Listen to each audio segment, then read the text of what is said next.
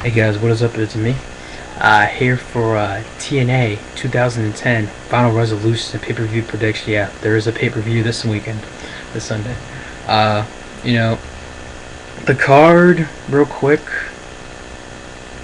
Let me guys ask you something. Did Vince Russo go to freaking Walmart and say that, look and see that there was like a special, sweet deals on gimmick matches? Because let's see. We got a submission, casket, first blood, full metal mayhem, a chick in a cage, false count anywhere, and yeah. You'd think, I know it's not like a Mark saying this, but you'd think it'd be like a WWE pay-per-view for how many freaking like gimmick matches there are here. It's retarded. I think it's absolutely stupid. But anyway, let's get started, shall we? First match is the #1 contenders match between Beer Money versus Ink. This should be a good match. To be honest with you, I think it should be good. You know, Ink. I won't say getting a push. Neither is kind of Beer Money. Beer Money to me, if you had stocks for Beer Money to me, I think they've kind of gone down a little bit. And Ink surprisingly has kind of been up. But anyway, this should be good. I think it should be a pretty good match. Probably gonna be the opener too. So I'm gonna go with Beer Money. Next, you got the TNA X Division title match. Robbie E versus the current TNA X Division champ, excuse me, versus Jay Lethal. And get this, Cookie is suspended above the ring in a shark cage. She's suspended in a shark cage. Is this like freaking WWF? Meaning you had Triple H versus Owen Hart. I believe it was for the European Championship. I could be wrong. And then you had China stuck in a cage. Let me tell you something. Is Cookie that destructive? That and the fact that you gotta put her in a cage.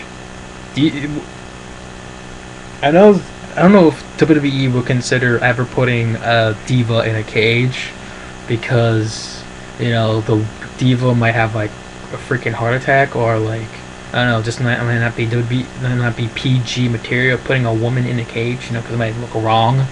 But really, you gotta put Cookie in a cage? Okay.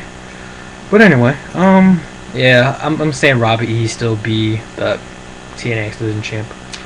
Next, you got the TNA TV title match. Phenomenal. AJ Styles, your current TV champion, versus Douglas Williams. This should be a good match. I don't see why it should be bad. But AJ's had the belt for a while. I think he'll have it for now still, and then maybe lose it around Genesis or something. So I say your winner and still TV champ AJ Styles.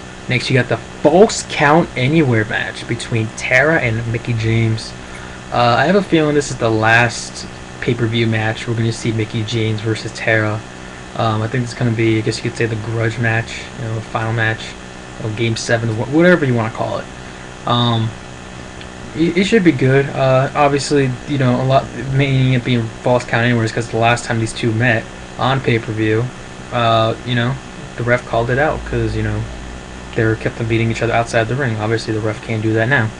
So, you know, I have a feeling this is just going to be a fight, more fighting. Then the match is over. Still going to be fighting. So, yeah. But I think Mickie will get her revenge and, you know, beat Tara. And possibly around Genesis, you know, she'll have a title shot against Madison Rayne. In fact, I think she is the #1 contender still for the Knockouts title because she beat Angelina Love a couple weeks back. But, yeah, she'll probably cash her in there. So, anyway, we got the TNA Tag Team Championship match between the Motor City Machine Guns versus Generation Me and a Full Metal Mayhem.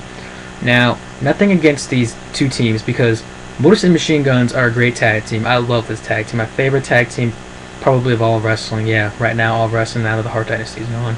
And Generation Me, they're good, you know. And, you know, the Full Metal Mayhem, I think it should be cool. But let me guys ask you something. How many freaking times we need to see Motor City Machine Guns versus Generation Me? I mean, I get it. TNA, you're shoving it down our throats every single time. Motor City Machine Guns, Generation Me. I mean, it gets old. You know, sure, the first time was like, oh, right, awesome. Second time, oh, this should be really good. It was. But now this is getting old. I'm sorry, TNA, but you are getting old with this. Alright? Thank you. Anyway, so yeah, I think...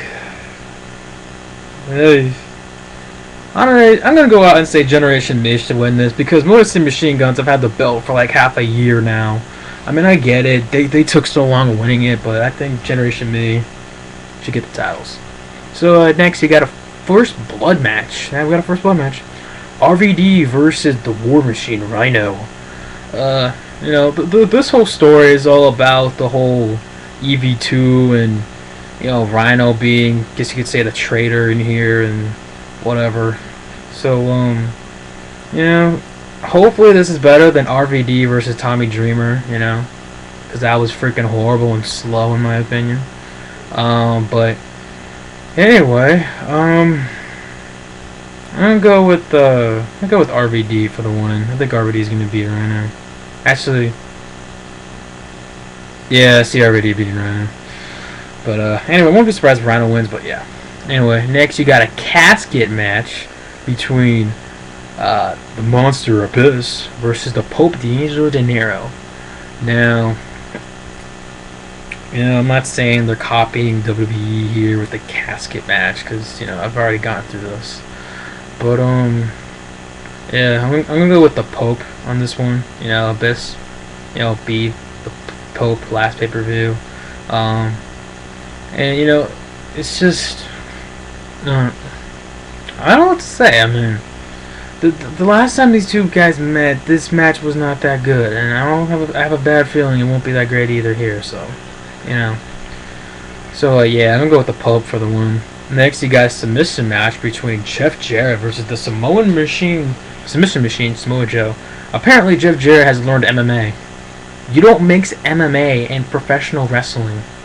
You know, and the funny thing is, you have Impact. What channel is Impact on? Spike TV. What a Spike TV show? MMA, UFC.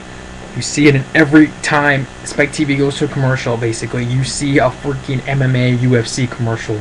Really, Jeff? You gotta look this stupid. And the fact is, in my opinion, Jeff Jarrett has not been good since WCW. I'm saying it now.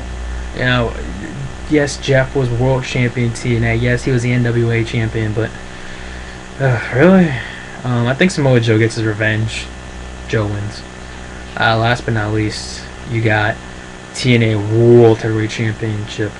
The Blueprint Matt Morgan versus Jeff Hardy for the newly looking Divas Jeff Hardy title. Yeah.